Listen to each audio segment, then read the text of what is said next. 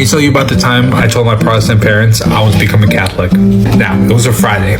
Friday morning, I prayed to God. I said, Lord, if I'm going to tell my parents, because they live states away from me, I said, Lord, I'll tell them. Just they have to call me first. If one of them calls me today, I'll tell them today. And not even like 2 hours later, my mom calls me, which is funny for two reasons. One, because Mother Mary interceded for me and made me Catholic, because after I prayed the rosary. And two, my mom was calling me back from a phone call 2 weeks prior. My mom's a busy woman. She does foster care and stuff, so she's a very busy woman. So I don't expect her to always pick up her calls or blah, blah, whatever. So she calls me 2 weeks later and says, hey, honey, I'm just getting back to you. Sorry, I've just been so busy. 2 weeks ago, you called me, blah, blah. I'm like, bro, okay, great. I was working, so I was like, I'll call you later tonight. I have to share something with you and Dad. She's like, okay, sounds good. We'll talk tonight. I was like, okay, I love you. Bye. And then right after, I was like, ain't no way. I was like, this is for sure even a more added sign to become Catholic, because it's like I prayed 2 hours earlier, Lord, I will tell my parents today if one of them calls me back. And the one who called me back was the one who I called 2 weeks prior, getting back to me. She could have called me back any of those 2 weeks, but the Lord had her wait until then. And then I call them, I FaceTime them after I'm off of work. I say, I have to tell you guys something. And my dad, being my dad, he's like, your wife's pregnant. Jasmine's pregnant, isn't she? I'm like, no. Which is funny because 2 weeks later, we find out she was actually, or a couple weeks later, we do find out that she is actually pregnant and has been pregnant for, so my dad was correct on that, I guess. It just wasn't the news I was going to tell him. But anyways, so I tell them, I say, I'm becoming Catholic. Oh, okay.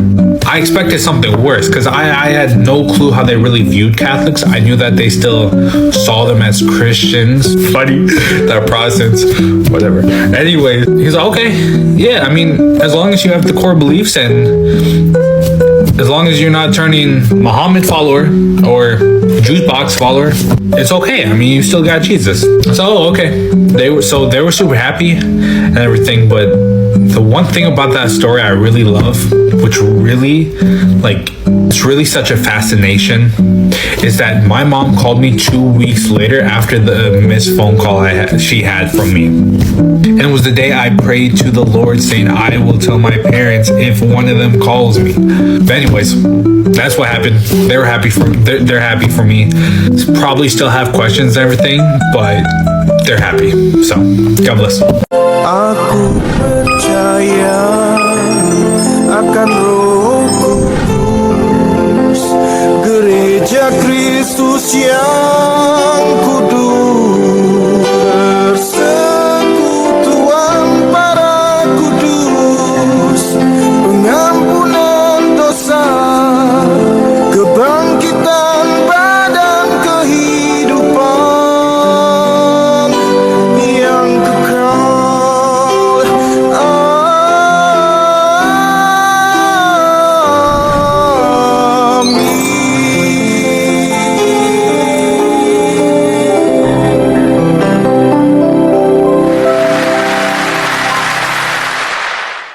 Salve, saudara-saudaraku umat Katolik.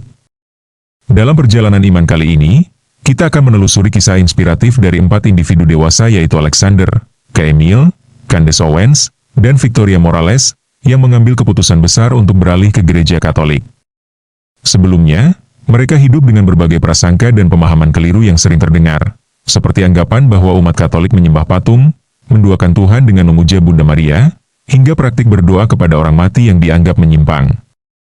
Namun, tembok prasangka tersebut runtuh ketika mereka memutuskan untuk mempelajari teologi Katolik dan sejarah gereja secara mendalam, hingga akhirnya menemukan bahwa apa yang mereka anggap salah selama ini ternyata adalah kebenaran sejati yang berakar kuat pada tradisi para rasul. Pencarian mereka berujung pada penemuan kebenaran yang mengubah arah hidup mereka selamanya, terutama bagi Alexander di dalam video pertama tadi, yang mengalami pengalaman spiritual luar biasa. Dalam perjalanannya, Alexander mendapatkan pertanda yang begitu jelas dan personal dari Tuhan, sebuah momen yang ia yakini sebagai mukjizat nyata. Sehingga tanpa ragu ia langsung menemui kedua orang tuanya untuk menyatakan bahwa ia akan menjadi Katolik. Melalui kesaksian Candace Owens dan yang lainnya, kita akan melihat bagaimana kebenaran mampu memerdekakan jiwa dari kesalahpahaman dan bagaimana Tuhan bekerja dengan cara yang ajaib untuk memanggil anak-anak-Nya pulang ke rumah yang satu, kudus, Katolik, dan apostolik. Mari kita simak kisah transformasi mereka yang penuh keberanian ini. Jangan lupa like, subscribe, dan share. Katolik harus tahu menerjemahkannya untuk kalian semua. I'll be honest, I thought Catholics were wrong for so long because I met God through Protestantism, through non-denominational churches. And God changed my whole life. He put my world right side up. And so because I met God there and learned about my Bible there, I thought Catholics were just doing it wrong and adding all these things that all you need is a warehouse and people to meet up and sing to the Lord and read the Bible and listen to what the pastor says. That's all you need. Well, now I'm learning about church history and I'm becoming Catholic, and I've been Christian for 16 years and never knew about church history and never had a want to learn about church history because it was just the Bible and all these Bible studies and listening to what different pastors have to say in different theologies and doctrines and the, non-essential things that are just interesting to learn about, and it varies from church to church. And I'm learning about tradition and how it started with Jesus and then Peter and so on and so forth, and that Christ left us with his church. I want to be a part of that church. I'm not prideful anymore. If this is it, God, okay, I've been wrong for a long time, but you brought me here and I listened. I'm enjoying learning about church history. I'm enjoying praying the rosary. And before I took such issue with the rosary because it's like, oh, what are you guys doing? Where is that in the Bible? And it's so funny because, first of all the prayers of the rosary are biblical. It's like a 20-25 minute timer for you start here, you do your prayer, you reflect on Jesus. It's all very biblical, but the rosary has been around hundreds of years longer than Protestants have been around. And where in the Bible does it say to protest the church that Jesus founded? To see somebody have that sort of a commitment to see everything in their life become better. My husband used to say to me, and I never understood it, and now I get it so much, that to become a student of history is to become a Catholic. I never knew what he meant until I started getting interested in what was motivating people, what was driving people, why I felt that there were these hang-ups with Protestants about certain topics, and then I would want to know more about those topics, and I started researching those topics. Every time I would research those topics, I would find myself discovering things that I thought, wow, that's weird. It seems like this was an intentional time in history that was an attack on the Catholic faith. I am seeing a big picture. I am seeing a finish line, and then recognizing that despite everything that I had built, despite the comfort of where I was at, despite everything that I had accomplished, despite the money that I was making, and let me tell you, that part, that is the devil. Because now you know the truth. What are you going to do with it? You're starting to notice some things. You're starting to really wonder about history. You're starting to realize that really this has always been an attack on the Catholic faith. You're starting to re-examine those history books that you learned and question why it is that you've always had a weird thing about Catholics. Like why we just instantly say like, oh, Catholics, you want to be a Catholic. Who is putting that in my mind? Where is this brainwash coming from?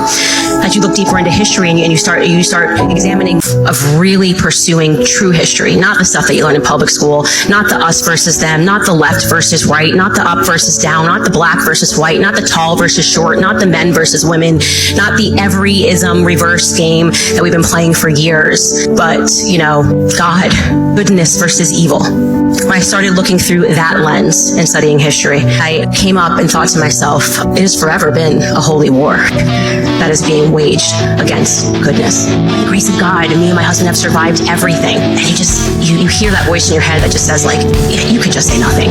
You don't need to press forward on this narrative. You don't need to talk about the Catholic history. You don't need to talk about any of this stuff. You can stay away from the topic of faith altogether. Raise your beautiful children. You have a husband who loves you, and you can just donate money. Me and my husband, last year, it didn't sit right with us. It didn't sit right with us. And it was something that I had to pray on, and I understood what what this meant. I understood the attacks that I was going to endure for my faith. If I was correct about this conspiracy in the books, every time you learn about history, the Catholics are always awful. Catholics are terrible. Catholics do everything wrong. If I was going to dig in and I was going to start presenting this information in a different way, I knew that we were going to be attacked like we had never been attacked. Persecution is the beginning of the Christian faith, right? I didn't come here to be a celebrity. No, if you want to be a celebrity, don't become a Catholic, right? I finally got to be reduced and really understand what a gift was bestowed upon me. This platform was given to me because the platform's not mine. It is little more than a megaphone for me to do the real work, the honest work. And I'm not going to get it right all the time. I'm still learning. There is so much to learn. I am overwhelmed. I'm humble. I am grateful to feel so small in this role. And I just want to thank you guys for being with me on this journey. And I will do my best not to let you down. And if I do, please pray for me and forgive me. Thank you guys so much.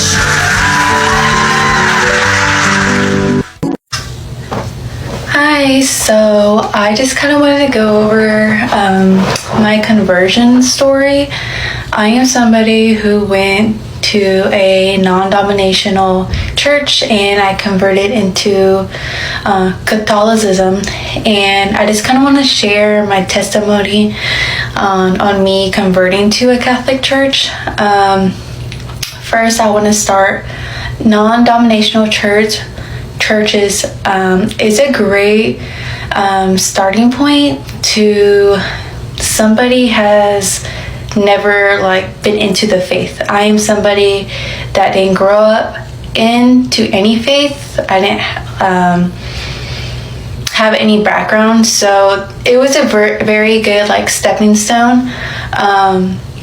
My experience with the non-denominational church hasn't been a negative one. They have beautiful services. They have a beautiful worship team. They're spot on with their worship team. They sing so beautifully. But as for somebody who was never knowledgeable of Jesus and of the Bible, I knew within myself there was more. There had to be more than just worship and hearing priests just preach like a TED Talk, if that makes sense. So I had met my boyfriend, and he was Catholic, and I never really went to his church. I still did my own thing, and one day I decided to go with him. I was like, oh, let's go check out your church. And he's like, oh, really? I was like, yeah.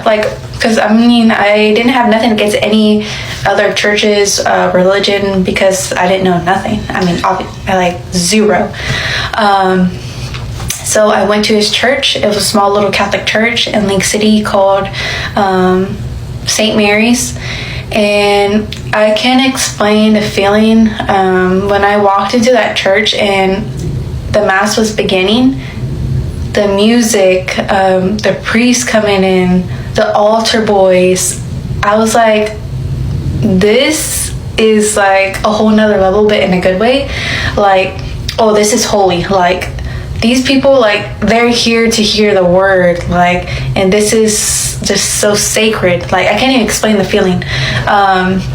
So went through Mass, and everything was so just good. I just knew I was in the right place. They had the books of today's reading, and when they did communion and the wine, Jesus' blood, my soul thirsted for it. It was an unexplainable feeling. So after service, he had asked me, he's like, oh, I'm sorry if it was boring to you, because I feel like a lot of people kind of not hate on Catholics, but find their Mass boring, because it's not your typical non-denominational church where worship is loud, it's in your face, it's like a concert, there's a coffee shop. But here it's a holy presence and you're there for the word. and that's it, and you're there for communion, his body and blood. And I said, no, I loved it. I mean, it was awesome. Like, I can't even explain the feeling. And I'm somebody that didn't know nothing. Like, I didn't have no background. And to know the difference between a non-denominational church where you're kind of missing something else, like, I'm like, there has to be more. And going to the Catholic Church, that did it right there. Like, I was like, oh, I'm converting. Like, what can I do to convert? Because I didn't know. So I found a church near my house called Mary Queen, beautiful church. And I signed up for an OCIA, which is from September to May. That's the process. And to you in your head, like, oh, that's kind of extensive just to be a Catholic. But they give you a month or two to either be in or out, because they're just teaching you the Catholic faith, and you have an option to be in or out. So I thought that was amazing, and they just taught you the teachings of the church and where the first church originated from. Peter, Jesus' rock, who said, you are my rock and you will lay down the first church. Yeah, that is my conversion. I received my sacraments Easter 2025, and yeah, I'm a happy Catholic. I'm very new to the faith still. I'm still learning every day. I don't know everything, but that is my conversion story. So I hope to enjoy watching, and yeah. Aku percaya akan Roh Kudus, Gereja Kristus yang